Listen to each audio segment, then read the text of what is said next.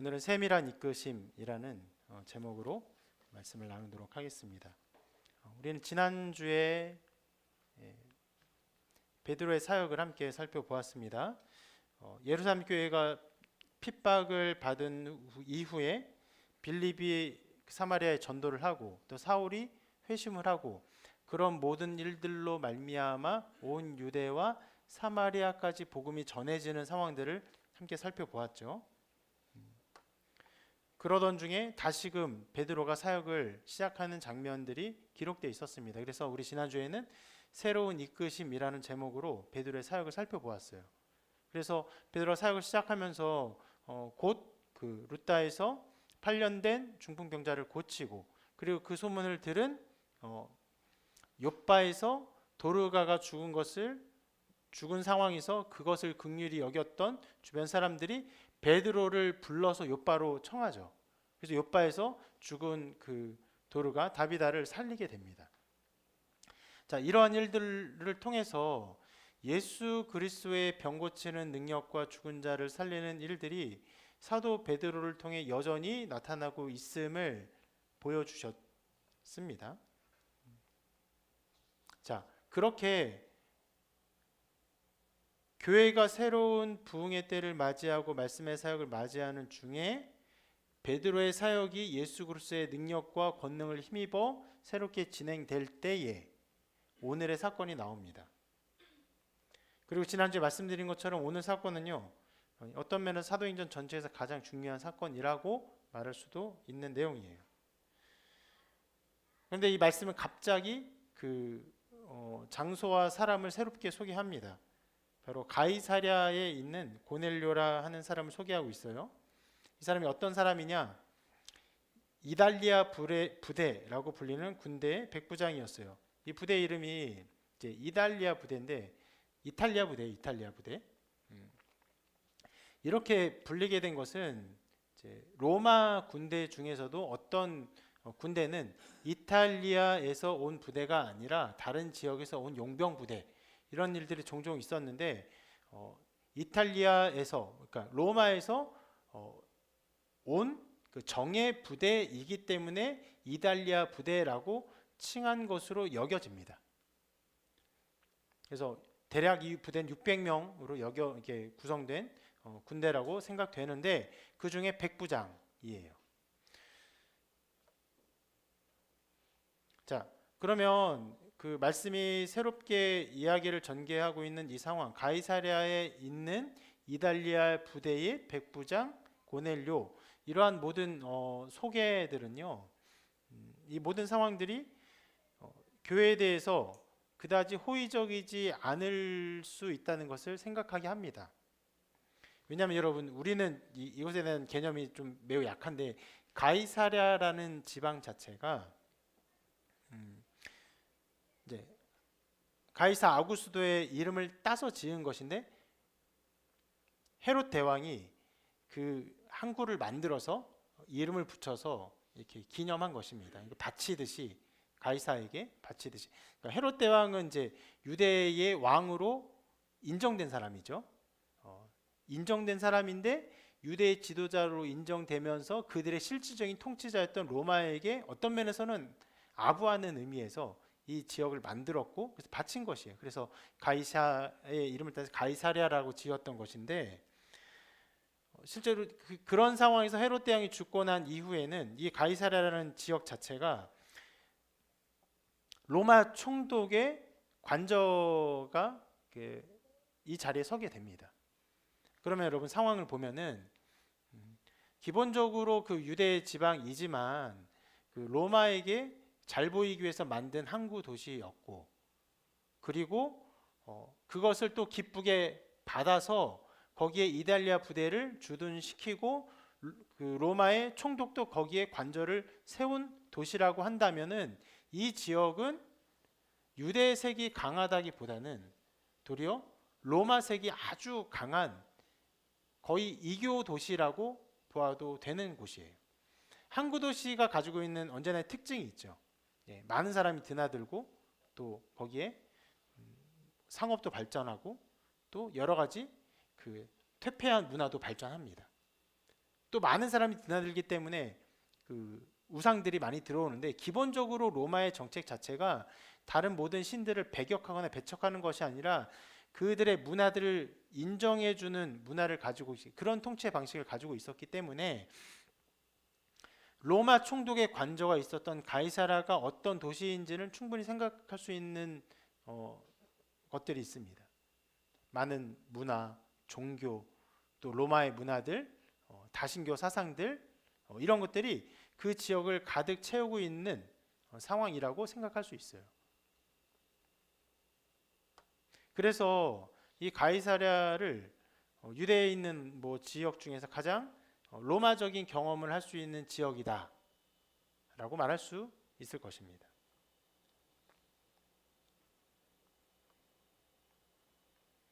그리고 그런 지역에 로마의 정예군의 백부장인 사람이 바로 고넬료예요. 그런데 이런 이제 배경을 소개해주고, 이 배경이 참 여러분 매우 중요합니다. 이 가이사랴의 배경을 이해하는 게 매우 중요해요. 그냥 중요하기 때문에, 이 지역이 중요하기 때문에 이따가도 설명드리겠지만 베드로가 굳이 여기까지 오는 일이 벌어져요. 다른 데로 가는 것이 아니라, 고넬료가 떠나는 것이 아니라 고넬료가 베드로를 초청하는 일이 벌어지는데, 자, 이러한 배경을 잠시 얘기한 이후에 곧장 이 고넬료의 특별한 신앙을 말해줍니다. 이렇게 설명하고 있어요. 여러분 성경 안 읽어서 입이 근질근질 하시죠? 자, 같이 한번 읽어보겠습니다. 시작. 그가 경건하여 온 집안과 더불어 하나님을 경외하며 백성을 많이 구제하고 하나님께 항상 기도하더니. 자, 그 경건한 사람이에요. 하나님을 경외하는 사람입니다. 이게 좀 지금 많은 연구가 필요한, 어떤 사람인가, 어떤 신앙인가 연구가 필요한 부분이긴 한데, 기본적으로 그냥 하나님을 어떤 유일신을 두려워하는 사람이다 이렇게 생각할 수 있지만, 대체적으로 생각하는 것은 유대교를 추종하지만 개종하지는 않은 이방인이라고 생각을 합니다. 무슨 말이냐면 유대의 종교의 관습들을 기뻐해요. 그것을 인정해요. 자기 마음에 그것을 옳다라고 생각하는 것이에요. 그래서 그들의 회당에도 함께 참여하고 그들의 어떤 윤리적 관습도 따릅니다. 그런데 중요하게 할례를 받지 않아요. 할례를 받지 않았기 때문에 이방인으로, 기본적으로 이방인이에요. 이방인으로 취급되었던 사람이에요. 그래서 이방인이기 때문에 유대의 모든 윤리적인 것들, 예를 들어 안식에 대한 것들이나 정결법에 대한 것들을 반드시 지켜야 되는 의무는 없어요. 그런데 그가 그렇게 유대인이 되지는 않았지만 이 모든 것에 대해서 관심을 가지고 있었고 또 성전 예배라든지 회당에 참석한 것으로 보입니다. 그렇게 이방인이었기 때문에 실제로 예루살렘 성전에 갔을 때도 이방인의 뜰 그 더 깊은 곳으로는 들어가지 못했을 것으로 충분히 예상이 됩니다. 그리고 말씀에 나온 것처럼 하나님을 경외하는 사람이기 때문에 모든 유대인들이 명절 때마다 모이잖아요. 예루살렘에 모일 때마다 그곳에 함께 갔던 사람이라고 생각이 되는 부분이 있어요. 자, 이런 사람인데 굉장히 이상한 상황이죠. 가이사랴라는 아주 로마적인 상황에서 아주 유대교의 그런 가르침과 신앙에 마음을 들이고 있는 백부장, 완전히 이방인인 백부장인 사람이에요. 자, 그가 9시쯤에 환상을 본다라고 성경이 기록하고 있어요. 9시면은 대략 몇인지 알겠어요?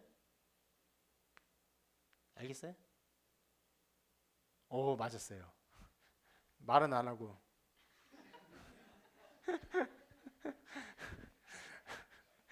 입은 뻥끗도 안 하고.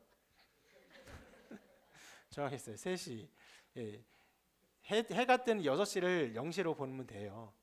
0시부터 시작해서 3시면은 9시, 6시면은 12시, 9시면 오후 3시. 9시라고 표현한 것은요. 그 3시, 6시, 9시 보통 이때 기도를 하거든요. 그 기도 시간에 이 고넬료가 기도를 했던 것으로 보여요. 기도했다라고 말하진 않아요. 그런데 그 습관에 따라 하나님을 경외하는 사람이었기 때문에 유대인들의 어떤 신앙적 관습에 따라서 기도를 했으리라고 충분히 예상됩니다. 거기서 환상을 봅니다. 하나님의 사자가 나타나서 이렇게 말을 해요. 또 같이 한번 읽어볼까요? 시작. 내 기도와 구제가 하나님 앞에 상달되어 기억하신 바가 되었으니 내가 지금 사람들을 요빠에 보내어 베드로라 하는 시몬을 청하라. 그는 무드장이 시몬의 집에 유숙하니 그 집은 해변에 있다.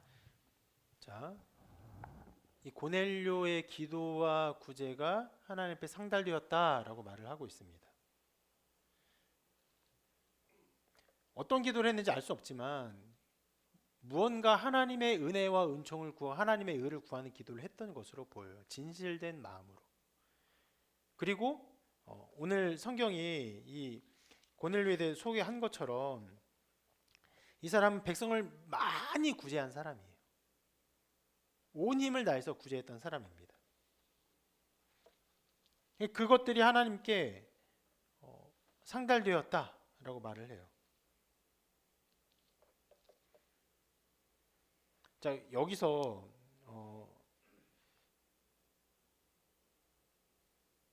실은 좀 살펴보아야 될 중요한 것들이 있긴 합니다. 오늘 실은 이거는 많이 살펴볼 수 있는 문제예요. 뭐냐면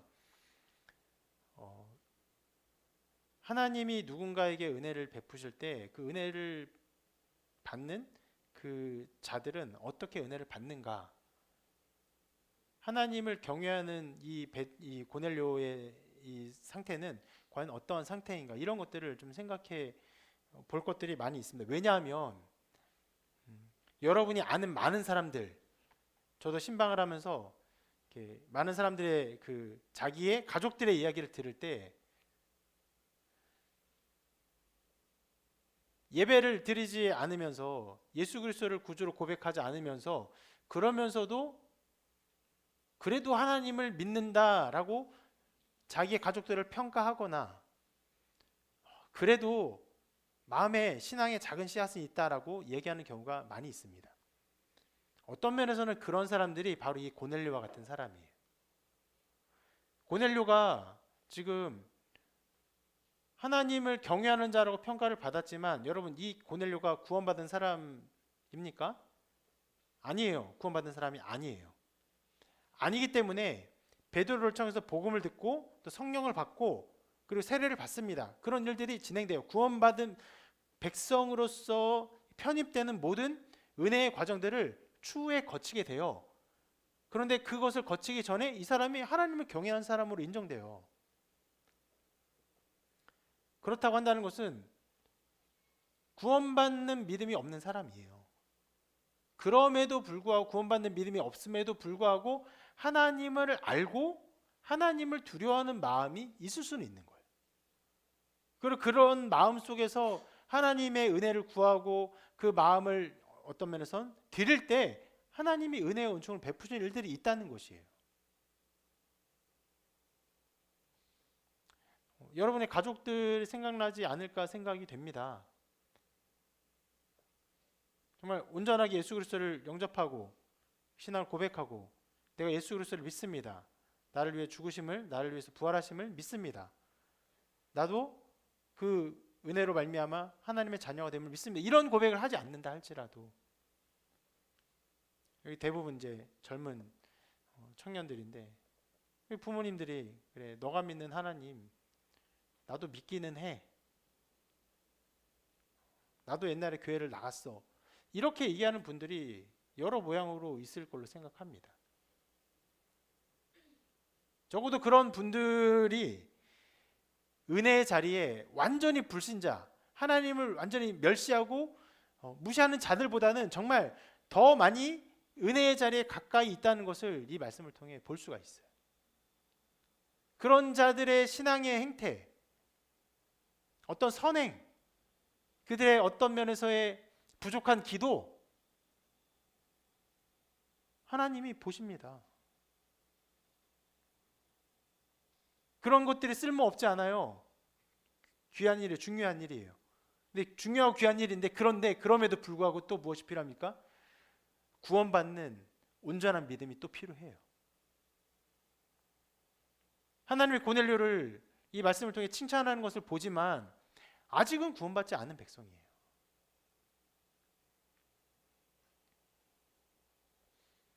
하나님을 두려워하는 사람이라고 평가를 받는다 할지라도, 그가 많이 구제하고 정말 시마다 때마다 기도하는 사람이라 할지라도 예수 그리스도를 믿는 그 믿음이 온전하지 않으면요, 구원받지 못할 수 있는 거예요. 그러니까 은혜를 베풀어 주십니다. 은혜를 베풀어 주셔서 어떻게 합니까? 베드로 어디 있는지 정확히 알려주십니다. 요빠, 베드로라 하는 시몬이다. 시몬 베드로죠. 그러니까 베드로 하면 또 다른 뭐 이렇게 베드로가 있을 수 있으니까 정확하게 칭해줘요. 지역도 칭해줘요. 그리고 또 어디에 있습니까? 무두장이. 가죽을 만드는 사람의 집. 그 사람의 이름도 시몬이에요. 그러면 여러분 틀릴 일이 없겠죠.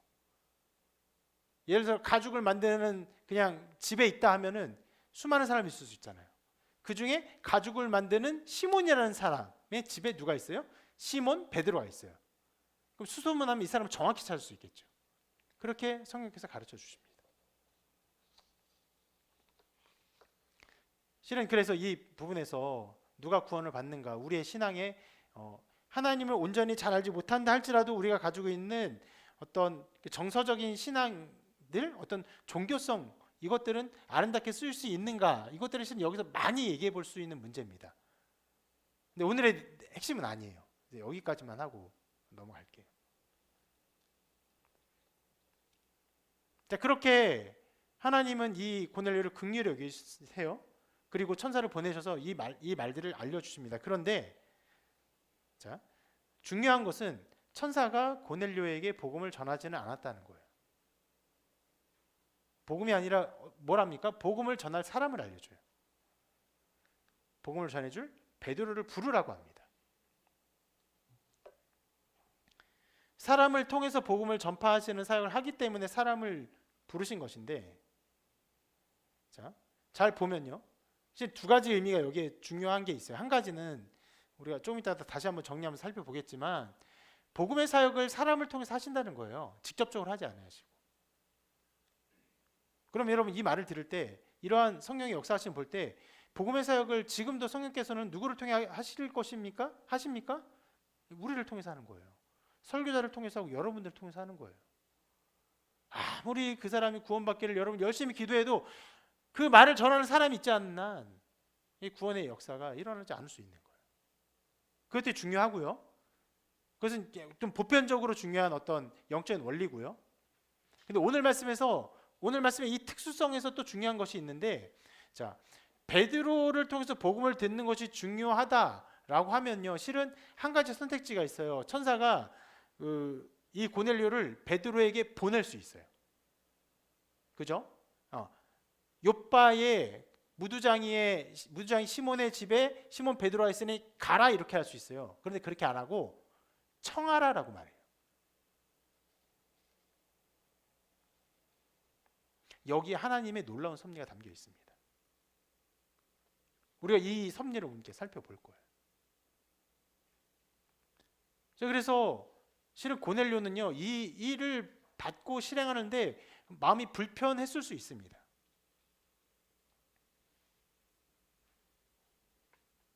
왜냐하면 좀 이따 보겠지만 고넬료가 베드로에게 보이는 태도는요, 굉장히 어떤 면에서 험불해요. 정말 낮은 자세로 이 베드로를 맞이합니다. 그러면 굉장히 이 베드로를 어떤 사람처럼요, 거의 천사와도 같은 존재로 맞이하게 되는 태도를 갖게 되는데, 그런데 그 사람을 어떻게 해요? 자기 하인들을 보내서 오라 말하는 거예요.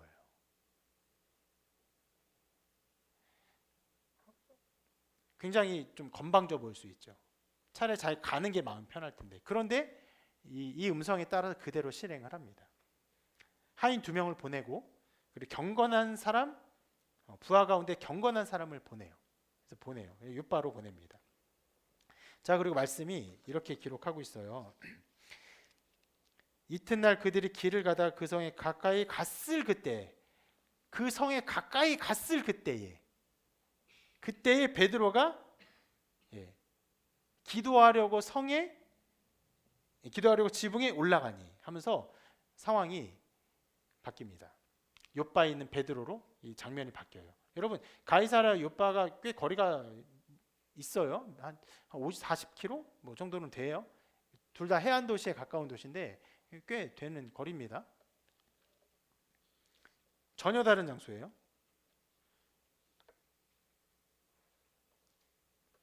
자, 요바에 베드로가 왜 있죠? 왜 요바에 머물고 있죠? 예, 요바에 있는 다비다. 그를 살리는 일 때문에 그를 살리고 여기에 이렇게 거하고 있었죠. 뭐 왜 계속 머물렀냐에 대해서는 기록하고 있지 않지만 뭐 충분히 납득은 됩니다. 여러분 죽은 자를 살리는 놀라운 일이 있었는데 여러분 그런 일이 누가 일어나는데 그 죽은 자를 살린 그 사람을 감사합니다. 안녕히 가세요. 이렇게 합니까? 너무나 감사합니다. 안녕히 가세요 하고 이렇게 사례 줘서 이렇게 보내요? 실은 그런 돈으로 할 수 있는 일이 아니잖아요. 그러니까 그렇게 하나님이 쓰시는 사람에게 무언가 가르침을 더 배우고 싶고 또 여러 가지로 섬기고 싶고 온 마음을 다해서 사랑하고 싶은 마음이 있죠. 그러니까 그래서 있었던 것 같아요. 그래서 베드로가 요바에 그래서 머물면서 기도하러 지붕에 올라가는데 때가 6시라고 말을 해요. 6시는 몇 시예요? 막내 당황했어요 갑자기. 아까 아빠가 말해준 것 같은데 6시 몇 시예요?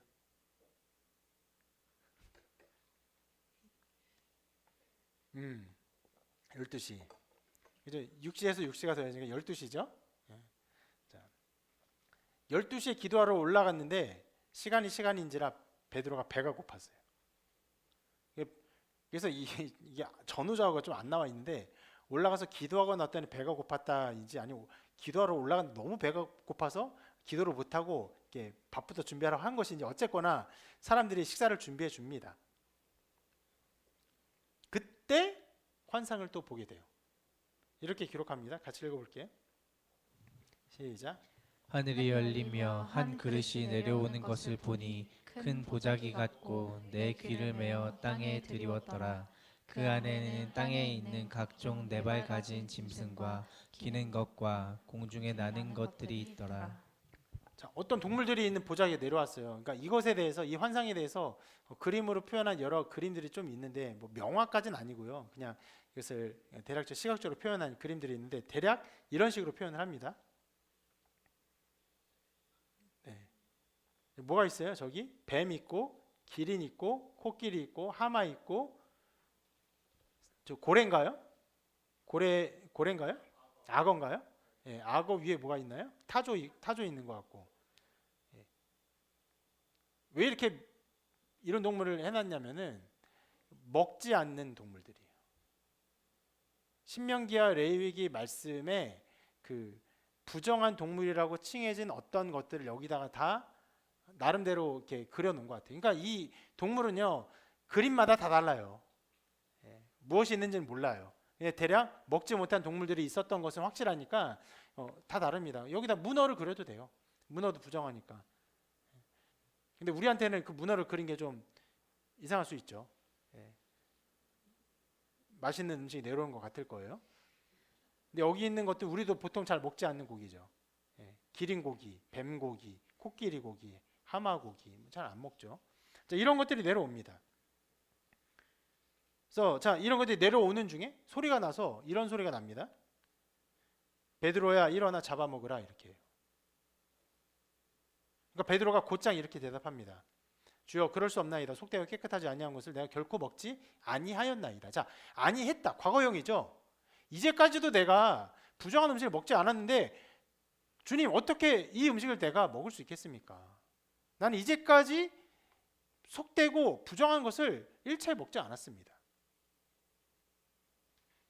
자, 이 상황에서 소리가 한 번 더 납니다. 이 소리를 같이 한번 읽어볼까요? 시작. 하나님께서 깨끗하게 하신 것을 내가 속되다 하지 말라. 이게 실은 엄청나게 충격적인 말입니다. 왜냐하면 이 동물들이 속되다 부정하다 하는 것은요 베드로 혹은 그 유대인들의 자의적인 판단이 아니에요. 무엇에 의한 판단입니까? 말씀, 레위기와 신명기에 나와 있는 말씀에 근거한 판단입니다. 예를 들어서 돼지고기도 부정한 동물이에요. 안 먹어요. 이스라엘 백성은요 그 말씀을 받은 이후로 오랫동안 이 정결법을 지키면서 철저하게 이것을 실행해 왔습니다.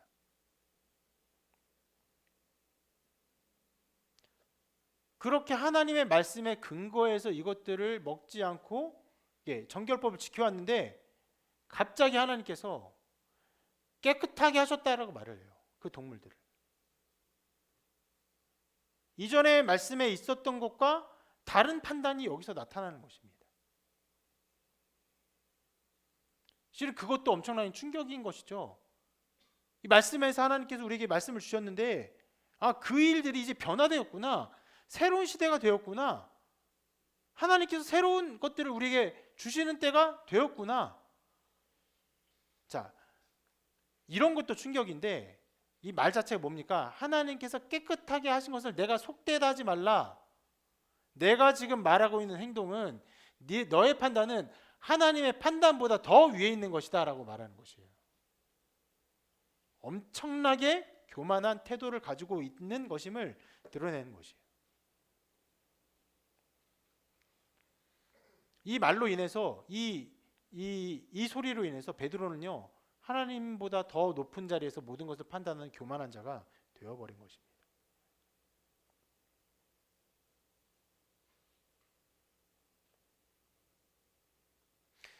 이 일이 아까 말한 것처럼 배고픈 중에 일어났어요. 그렇죠? 12시에 배고픈 중에 일어나가지고 내가 너무 배고파서 정신이 없었구나 이렇게 치부할 수도 있어요. 그런데 이것을 치부하지 못하게 이 환상이요 이렇게 기록합니다. 이런 일이 3번 있은 후 그 그릇이 곧 하늘로 올려져 가니라.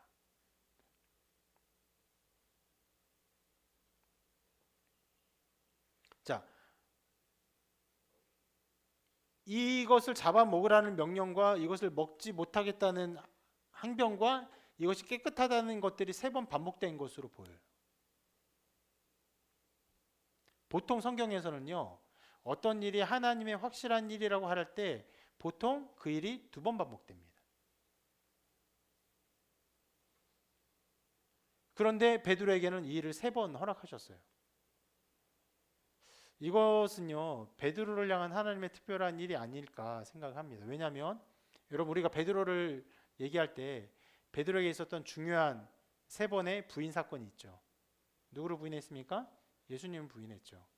예수님 재판받을 때 그 밑에 뜰에서 사람들에게 예수님 모르고 모른다고 저주까지 했죠. 3번이나 부인했습니다. 어떻게 보면 이것이 3번 있었으니까 먹어라 먹지 않았습니다. 먹어라 먹지 않았습니다. 먹어라 먹지 않았습니다. 또 3번 부인한 거예요. 이 정도면은 베드로는 뭔가 3번 부인의 아이콘 같은 존재. 하나님이 거기서 벗어나게 하지 못하게 하시는.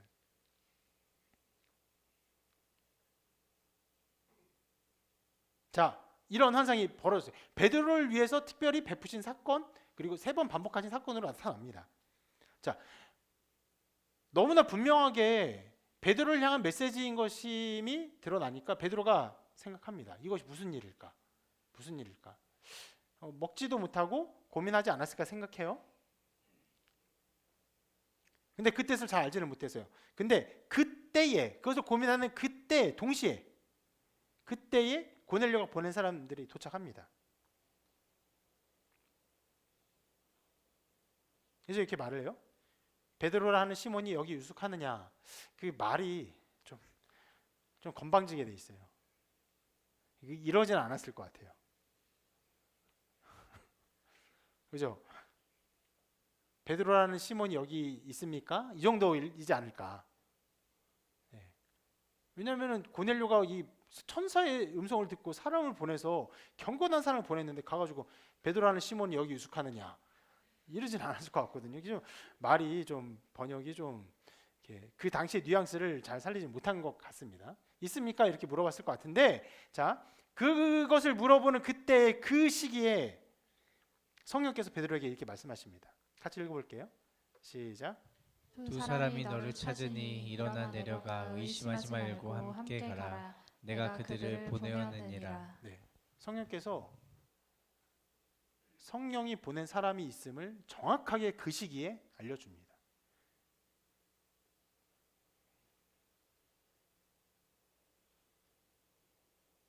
그리고 그 온 사람과 베드로가 대답해요. 무슨 일로 왔냐? 이렇게 물으니까 이렇게 대답합니다. 백부장 고넬료 의인이요 하나님을 경외하는 사람이라 유대 온 족속이 칭찬하더니 그가 거룩한 천사의 지시를 받아 당신을 그 집으로 청하여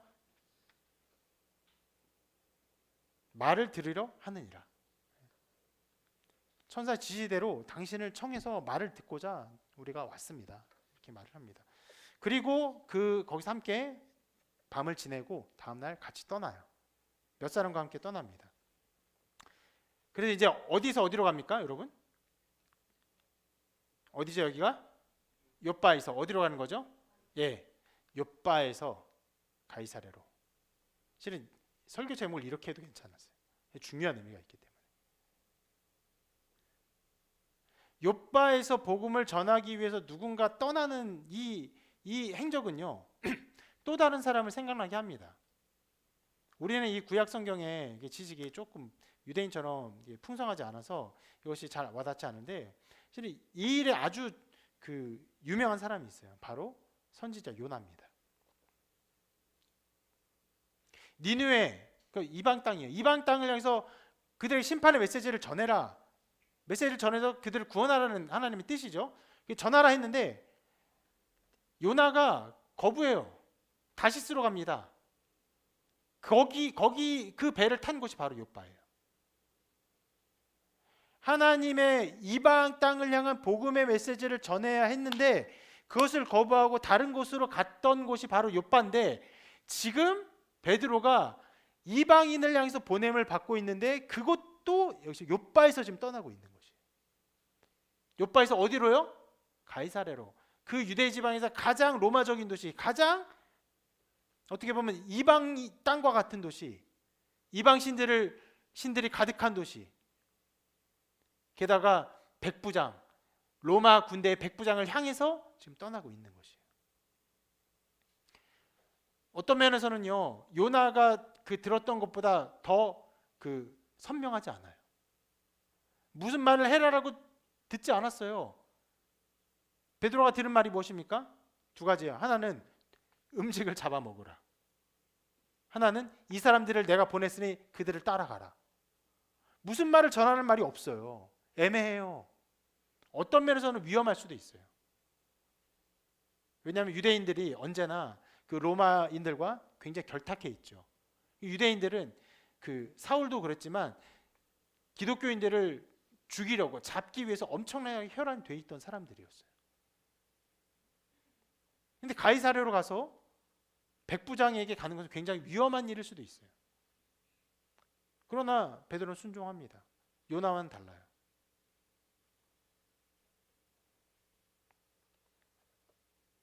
그렇게 욥바는요 이방인을 향한 하나님 구원 사역을 거부한 장소로서 유명한 장소예요. 이전에는 불순종했지만 물론 하나님이 요나를 사용하셨죠. 사용하십니다. 거의 억지로, 정말 거의 억지로 물고기에 잡아먹히게 해서 사흘 살려주시고, 요나 또 순종하지 않았어요. 사흘이나 되는 큰 성인데 그냥 하루 동안 외쳐요. 대충 전한 거예요. 대충 전했는데 사람들이 다 회개하고, 그러니까 이방 땅을 향한 하나님의 구원의 메시지가 얼마나 확실한가를 이 불순종하는 요나를 통해서도 드러냈던 것인데, 이제 베드로를 통해서 이 일이 이방을 향한 하나님의 구원사가 어떻게 나타날지를 보여주는 장면인 것입니다. 자, 가이사랴에 도착을 합니다. 드디어. 또 어땠을까 싶어요. 마음이. 어떤 면은 굉장히 예루살렘에 꽤 묶여 있었던 사람이거든요. 베드로가. 그냥 사역을 했었어야 되기 때문에, 엄청난 사역을 했었기 때문에. 이방 땅에 가이사랴 갑니다. 갔더니 고넬료가 그의 친척과 가까운 친구들을 모아 기다리고 있었어요. 굉장히 많은 사람이. 이런 건데, 천사가 보내서 말을 들으라고 했기 때문에 굉장히 중요한 메시지를 주실 것이라고 이해를 했던 것이고, 그래서 이 메시지가 자기와 자기 가족들, 자기 모든 아는 사람들, 친족들에게 다 중요하다고 생각되어서 다 불러 모은 것 같아요. 그래서 어떤 연구가가 대략 한 50명이 모였던 것으로 이렇게 추측을 하기도 합니다. 대가족을 넘어서 그들의 모든 어떤 권속들을 다 모이게 했어요. 태도가 보이죠, 여러분? 이 고넬료가 어떤 태도로 베드로를 맞이하는지. 실제로 베드로가 들어가자 이렇게 행동합니다. 고넬료는 발 앞에 엎드려 절해요. 엎드려 절한다는 것은요, 그냥 많은 어떤 겸손을 드러낸다 이것을 넘어서 흡사 굉장히 존귀한 존재, 천사 같은 존재를 맞이하듯이 베드로를 맞이한 거예요. 왜 그랬을까요? 그것은요, 베드로가 행한 일들이 기반이 되었으리라고 생각이 됩니다. 어떤 일이요? 중풍병자를 고치고 심지어 죽은 자를 살린 일. 그런 일들이 그 유대 사람들에게, 특별히 이 복음을 전한 사람들에게 여러 모양으로 전해졌을 거예요. 이 태도가 너무나 너무나 겸손, 지나치게 겸손하니까 베드로가 일으키면서 이런 말을, 나도 사람이라. 무슨 말입니까? 베드로를 사람처럼 여기지 않았다는 거예요. 그러면서 베드로가 중요한 말을 합니다. 유대인으로서 이방인과 교제하며 가까이 하는 것이 위법인 줄은 너희도 알거니와 하나님께서 내게 지시하사 아무도 속되다 하거나 깨끗하지 않다 하지 말라 하시기로 부름을 사용하지 아니하고 왔노라. 묻노니 무슨 일로 나를 불렀느냐.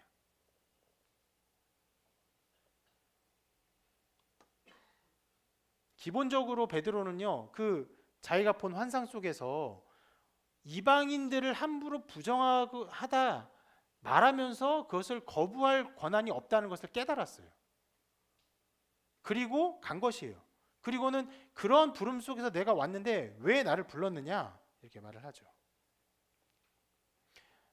베드로의 말대로 이것은 굉장히 위험한 행동이에요. 뭐라고 써있죠? 저기 위법이라는 말이 법을 어겼다라는 의미이긴 한데 좀 적절하지 않아요. 차라리 금기시되는 일이다라고 하는 것이 더 맞을 거예요.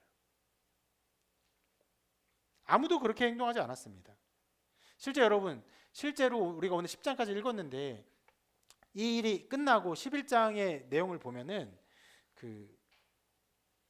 예루살렘에서 어떤 일이 일어나는데 베드로가 한 이 행동을요 비난합니다. 예루살렘 교회에서. 예루살렘에 있는 유대인들이 비난해요. 이렇게 기록하고 있어요. 베드로가 예루살렘 올라갔을 때 할례자들이 비난하여 이르되 내가 무할례 집에 들어가 함께 먹었다. 곧장 엄청나게 비난합니다.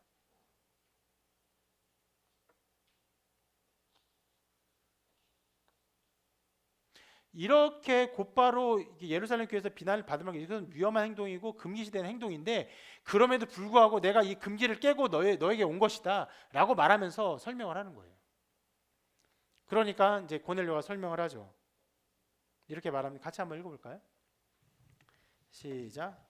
내가 나흘 전 이맘때까지 내 집에서 제 굿이 기도를 하는데 갑자기 한 사람이 빛난 옷을 입고 내 앞에 서서 말하되 고넬료야, 하나님이 내 기도를 들으시고 내 구제를 기억하셨으니 사람을 요빠에 보내어 베드로라 하는 시몬을 청하라. 그가 바닷가 무두장이 시몬의 집에 유숙하느니라 하시기로 내가 곧 당신에게 사람을 보내었는데 오셨으니 잘하였나이다. 이제 우리는 주께서 당신에게 명하신 모든 것을 듣고자 하여 다 하나님 앞에 있나이다. 자, 이렇게 말을 했는데 우리가 아까 살펴본 내용들 다시 그대로 얘기해 준 것입니다. 그래서 이 내용을 우리가 다시 자세히 보지 않을 거예요. 그런데 여러분 고넬료의 말을 보면요 굉장히 묘한 부분이 있습니다.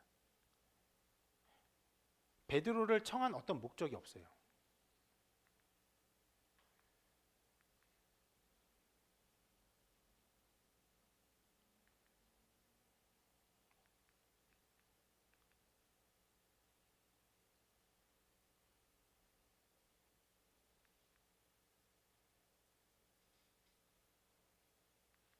왜 뒤로 안 가고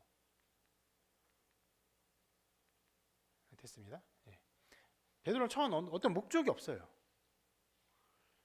여러분 잘 보면요, 고넬료에게 뭐라고 했죠?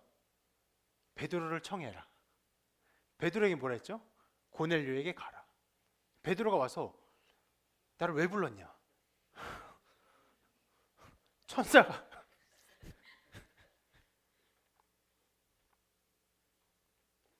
부르라 해서 불렀습니다. 없어요. 중간에 가서 뭘 하라도 없고 고넬료에게 뭘 들으라도 없고, 성령께서 이 일을 하는데 그냥 둘을 만나게 한 것뿐이에요.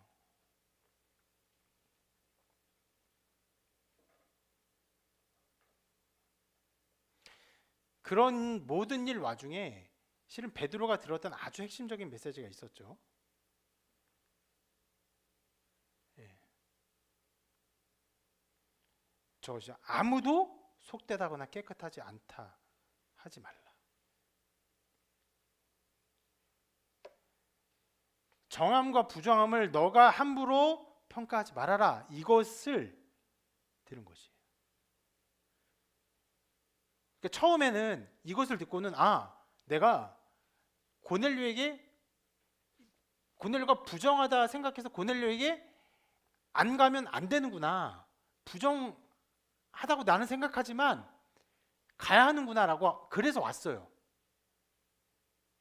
그리고는 이 모든 대화를 한 와중에, 정말 짧은 대화지만 성령께서 고넬료에게 베드로를 청하라는 그의 기도를 들어서 청하라는 얘기를 듣고는 이제 베드로가 비로소 깨닫습니다. 완전히 깨달아요. 내가 참으로 하나님 사람의 외모를 보지 아니하시고 각 나라 중 하나님을 경외하며 의를 행하는 사람은 다 받으시는 줄 깨달았도다. 비로소 깨달아요.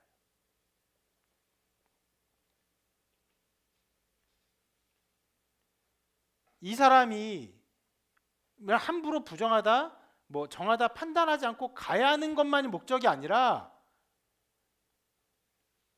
의를 행하는 모든 사람을 하나님이 다 받으시는 줄을 이제 비로소 깨달은 거예요. 그래서 이 말을 한 이후로 긴 설교를 합니다. 그 설교의 내용은요, 베드로가 유대인들에게 했던 설교와 거의 다르지 않아요. 36절부터 43절까지 쭉 나오는데, 예수 그리스도의 사역을, 성령으로 하신 사역을 다 전하고 그의 죽으심과 부활을 전합니다. 그러면서 이런 말을 해요. 그를 믿는 사람들이 다 그의 이름을 힘입어 죄사함을 받는다. 여기서 보면 중요한 말이 있어요. 그를 믿는 사람들이 다, 누구라도 빼놓지 않고 다, 유대인만이 아니라 이방인들까지도 다 죄사함을 받는다라고 말을 합니다. 그리고 바로 이 말을 할 때, 그를 믿는 사람들이 다 그의 이름을 힘입어 죄사함을 받는다라는 말을 할 때에 일어난 일을 이렇게 기록해요. 베드로가 이 말을 할 때 성령이 말씀 듣는 모든 사람에게 내려오시니 베드로와 함께 온 할례 받으신 자들이 이방인들에게도 성령 부으심을 말미암아 놀라니, 그때에 베드로가 깨닫고 이 복음을 듣는 모든 사람에게 은혜를 주신다는 말을 할 때에 성령이 비로소 이방인에게 임합니다. 다 놀래요. 실은 베드로와 함께 동행한 그리스도인들이 있었거든요. 이들도 놀래요. 충격을 받습니다. 그리고 베드로가 이렇게 말합니다. 이 사람 우리와 같이 성령을 받았으니 누가 능히 물로 세례 베품을 금하리요 하고 명하여 예수 그리스도의 이름으로 세례를 베풀라 하고 세례를 베풀고, 이게 어떻게 된 것입니까? 아주 공식적으로, 완벽하게 공식적으로 이방인들이 그리스도의 공동체로 들어오게 되는 그 문이 열립니다.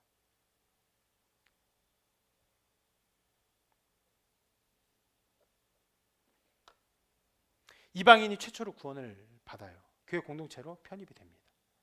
사마리아인들이 구원받은 것과는 다른 것이에요.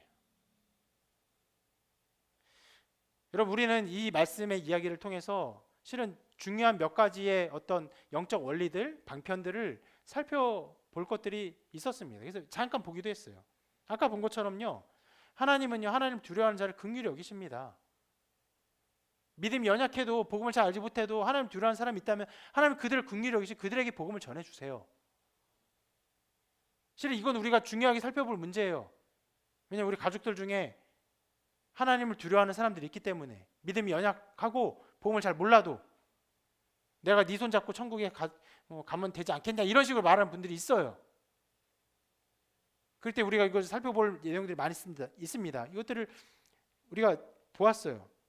그리고 또 오늘 말씀에서 이걸 볼 수 있어요. 이 구원의 역사를 이루실 때 하나님은요 사람을 통해 역사하세요.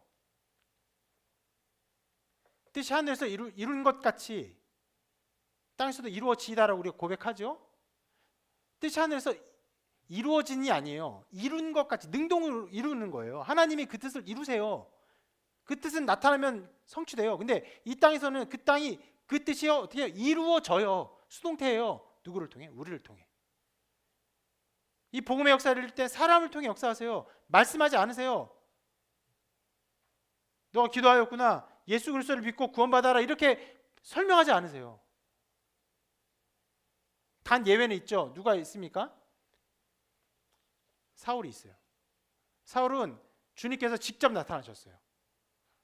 사도를 통해 하지 않으셨어요. 그것도 목적이 있어요. 무슨 목적입니까? 이 사울을 사도 바울로 사도로 세우려는 목적이 있기 때문에 다른 사람을 통해서 복음을 듣게 하지 않고 주님이 직접 계시하시사 자기를 드러내셨어요.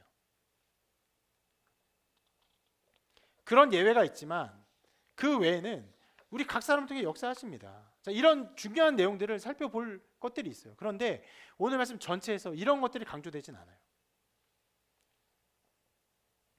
그 무엇보다 강조된 것이 무엇이냐면 실은 고넬료의 구원도 아니고요. 베드로의 생각이 변화된 것이에요.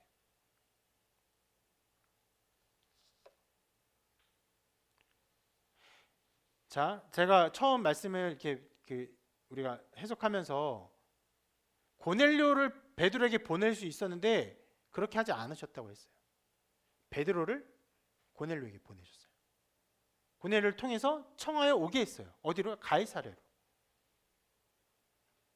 우리가 베드로의 눈에 비친 모든 것을 다 볼 수는 없습니다.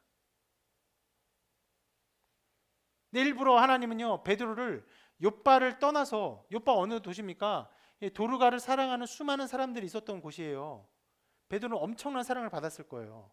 그래서 아까 우리가 잠깐 지나갔지만 배고플 때 베드로가 식사를 준비하지 않았어요. 다 사람들이 준비해 줬어요. 사랑과 섬김을 받고 있었어요. 근데 그 도시를 떠나서 어디로? 가이사랴로. 로마의 어떤 분위기가 가장 많이 있는 그 도시로 가게 했어요.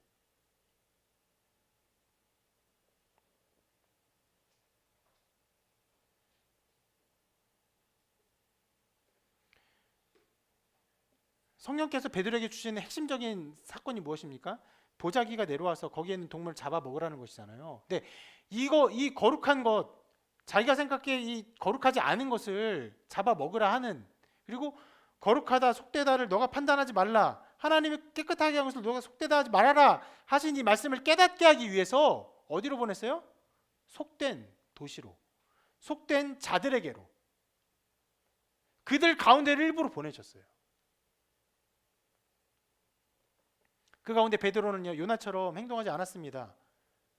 잘 깨닫지 못했고 메시지가 분명하지 않았어요. 우리가 오늘 아까 살펴본 것처럼 이상하게 무엇을 하라는 이 중심 메시지가 없었어요. 그럼에도 불구하고 베드로는 순종해 갔습니다. 다음 장에 나온 것처럼 베드로는 예루살렘 교회에서 비난을 받아요. 그만큼 위험한 행동이었어요. 그럼에도 불구하고 갔습니다.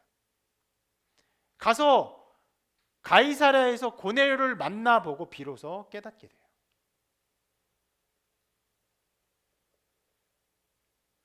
우리가 이 말씀을 보면요, 하나님이 이 모든 일을 하시면서 중간에 써 있는 것처럼 고넬료와 베드로의 믿음의 순종을 사용하셨다는 걸 볼 수 있습니다.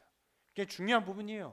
우리 이것을 보면서 우리가 순종해야 됩니다라고 볼 수 있어요. 근데 이것만 사용한 것이 아니라 그 밑에 있는 것처럼 욥바와 가이사랴라는 지역도 사용하셨어요.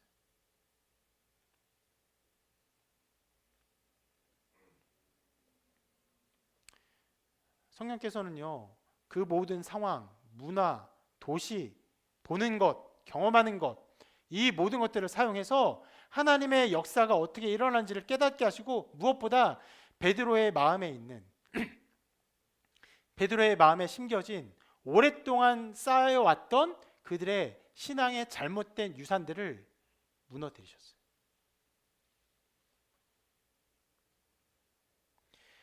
사람의 생각이 한계를 넘는 것은 굉장히 어렵습니다. 왜냐하면 자기 생각이 한계가 아니라 문화의 한계예요. 오랫동안 쌓여진 그 사회의 역사의 한계입니다. 종교적이고 신학적으로 고착된 잘못된 생각들은요, 더 오랫동안 굳건하게 그 자리를 지켜요. 무너지지 않습니다. 그런데 이것들을 무너뜨리기 위해서 하나님이 역사하셨어요. 믿음의 사람들의 순종을 사용하셨고 환상을 사용하셨고 모든 도시와 사회 문화를 다 보게 하셨어요.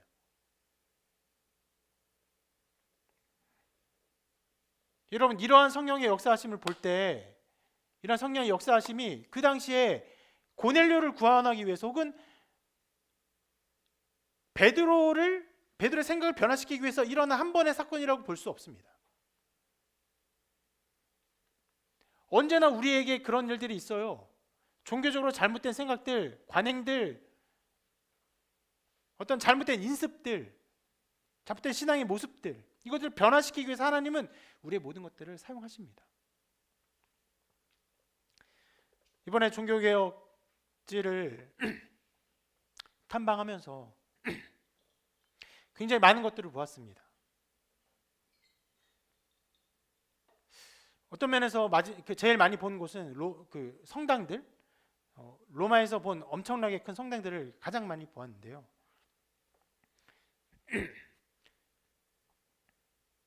오랫동안 만들었고 어마어마하게 그 많은 돈과 에너지와 열정과 삶을 쏟아낸 작품들, 그림들, 건물들, 양식들, 꾸밈들, 절대로 무너지지 않을 것 같고 앞으로도 수많은 사람들이 엄청나게 이것을 보고 감명과 감화를 받을 것 같고, 오랫동안 갈 것 같은 이런 것들을 보면서 절대로 무너지지 않을 것 같은 잘못된 신앙의 관행들도 보았습니다. 실제 로마의 그런 것들을 보면요, 종교 개혁이 성공할 수 있으리라고 감히 누구도 상상할 수가 없었어요. 실제로 우리가 뭐 아는 분들은 아니겠지만 루터가 종교개혁에 그 불씨를 당겼을 때 종교를 개혁해야겠다라고 바라지 않았어요. 95개조 반박문을 잘 보면요, 도리어 어떤 면에서는 카톨릭의 그 신앙들을 인정하고 그것들을 굳건히 믿고 있는 루터의 모습을 볼 수 있습니다.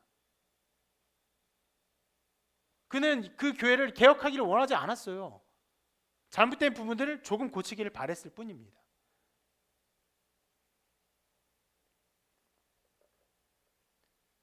그런데 그 당시의 상황들을 연구하면은 카톨릭이 정말 타락하되 충분히 아주 악하게 타락했기 때문에 사람들의 정서의 모든 깊은 곳에 이것은 잘못되었다, 이것은 문제다, 우리가 살 수가 없다, 이 종교에 드리는 돈들, 뭐 어떤 여기 바치는 잘못된 헌금들, 이걸로 우리가 도저히 살아갈 수 없다는 인식들을 모든 백성들 가운데 갖게 되었어요. 그들의 잘못으로 인해서. 만약에 카톨릭이 충분히 타락하지 않았다면요, 종교개혁은 일어나지 않았습니다. 그리고 그런 일들이 종교개혁이 일어나기에 하기까지 그 전 종교개혁자들의 여러 사람들의 죽음을 보고 일어난 또 다른 이전 종교개혁자들의 후손들, 그들로 인해서 나타난 여러 모습들, 그리고 마침내 나타난 마틴 루터의 종교개혁의 시발점들, 그리고 더불어 나타난 기술의 개발, 인쇄술이 개발되어서 성경을 찍기 시작했죠. 그 당시에 엄청나게 많은 책들이 만들어졌는데 거의 70% 80%가 거의 성경에 관련된 책들이었어요. 인간의 생각은 안 바뀝니다. 고착되어 잘못된 길은 고착되고 그 길로 쭉 걸어가요. 어떻게 저럴 수 있나 싶지만 카톨릭의 잘못된 일들이 그 1000년 이상 잘못된 관행들로 고착되면서 잘못된 방향으로 가요. 저는 그렇게 확신하는데 여러분 여기에 꽤 많은 분들이 카톨릭 그 성당 화려한 모습들 보고 거의 감명을 받지 않으리라 확신합니다. 하나님의 영광이 보이지 않아요. 흡사. 우리나라 어느 절에 가서 거대한 그 돌탑들, 거대한 뭐 불상들, 거기에 바친 수많은 어떤 헌금들, 등들 보면서 느껴지는 마음들 있죠. 비슷하게 느껴집니다.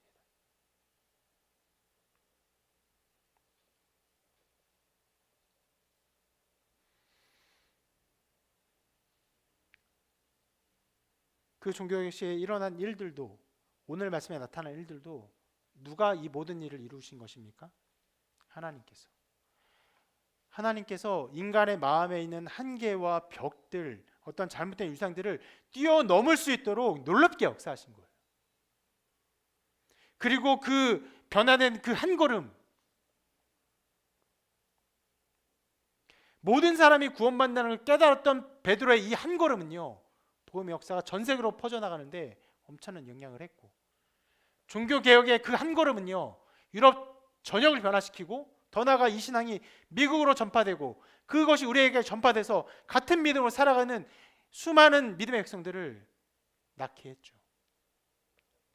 하나님이 역사하십니다. 하나님이 일하세요. 하나님이 인간의 수많은 잘못과 잘못된 관습들, 잘못된 생각의 어떤 고착들에서 빛을 주세요. 빛을 던져주십니다. 깨우쳐주세요. 변화시키세요. 변화를 통해서 잘못된 신앙의 길이 아니라 하나님의 나라와 영광을 보게 하시고, 하나님의 구원이 모든 백성들에게 임하는 놀라운 역사를 이루어 가심을 이 일들을 통해서 볼 수 있는 것입니다.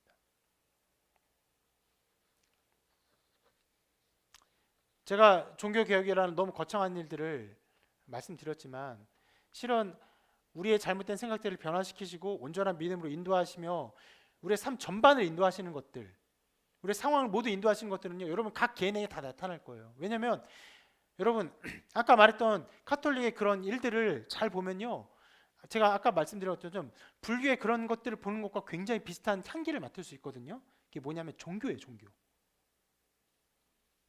신앙이 잘못되면요, 신앙으로 가지 않고 종교로 갑니다. 나의 열심을 드리고 나의 정성을 드리고 하나님을 감동시키려고 하고, 그리고 하나님도 뭔가를 좋은 걸 받아내려고 해요. 그것이 아니에요. 신앙은요, 기독교는요, 그리스도께서 하신 일은요, 그런 종교가 아니라 하나님이 우리를 사랑하셔서 우리를 죽으시고 우리 피로 말미암아 우리를 구원하셨고 하나님의 자녀가 되게 했다는 영광이 선포해요. 이러한 신앙의 길을 가게 하기 위한 일들이요, 우리 각 사람에게도 언제나 벌어집니다. 저에게도 벌어졌고, 끊임없이 우리는요, 종교의 길을 가려고 해요. 내가 열심을 들여서, 내가 수고해서, 또 내가 그로 인해서 복을 받기를 원합니다. 신앙의 길은 그렇지 않아요. 그리스도께서 하신 그 모든 일 가운데 만족합니다. 그 안에 모든 일이 이루어짐을 고백해요. 때로 우리가 믿음의 길을 가면서 고난을 당해요. 죽음을 당합니다. 얼마나 많은 사람이 헛되이 죽는 것처럼 죽어왔습니까? 죽음도 기뻐해요. 그 죽음에서도 하나님의 일이 일어날 것을 믿는 고백을 하며 죽음을 기쁨으로 맞이합니다. 이것이 신앙의 길이에요. 종교의 길은요, 죽음을 두려워하며 죽음에서 벗어나기 위해서 애쓰고 수고하고 정성을 들이고 좋은 거 받아내려고 애를 씁니다. 그러나 신앙의 길은요, 하나님 하신 일을 기뻐하며 그리스도의 일을 바라보며 그 안에서 하나님의 영광을 찬양하는 것입니다. 이런 일을 하기 위해서, 이러한 우리를 변화시키기 위해서, 죽음에서 생명으로 옮기기 위해서, 율법에서 은혜로 우리를 구원하기 위해서 하나님은 오늘 말씀과 같은 여러 가지 일들을 하십니다. 여러분에게 나타날 이 보자기 사건이 무엇인지 저는 알지 못하지만,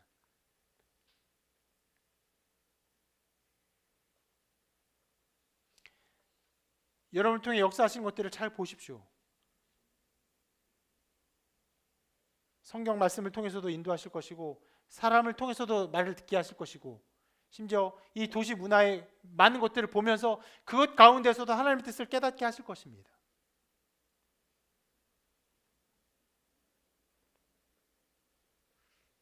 오늘 말씀은 세밀한 이끄심이에요. 세밀하되 정말 이렇게까지 세밀할 수가 없어요. 아까 우리가 본 것처럼 고넬료가 보낸 사람들이 도착한 것과 이런 모든 것들이 정말 절묘하게 맞아졌죠. 그 생각을 변화시키기 위해서 베드로의 발걸음을 인도하는 것들이 절묘했죠. 하필 또 욥바에서 출발하게 하셨죠. 사람의 마음을 변화시키기 위해서, 여러분의 생각을 변화시키기 위해서 하나님의 인도하심은요 세밀합니다. 여러분이 나타나는 모든 일을 깊게 생각하고 그 생각 가운데 하나님의 인도하심이라고 생각되는 것들이 있다면 붙드세요. 그 붙듦을 통해 여러분의 길을 거시길 바랍니다.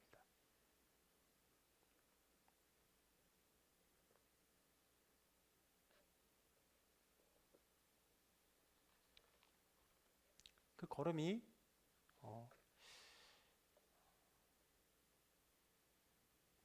여러분에게 만족이 될 뿐 아니라 무엇보다 하나님의 나라를 이 땅에 이루게 하는 한 걸음이 될 줄로 믿습니다.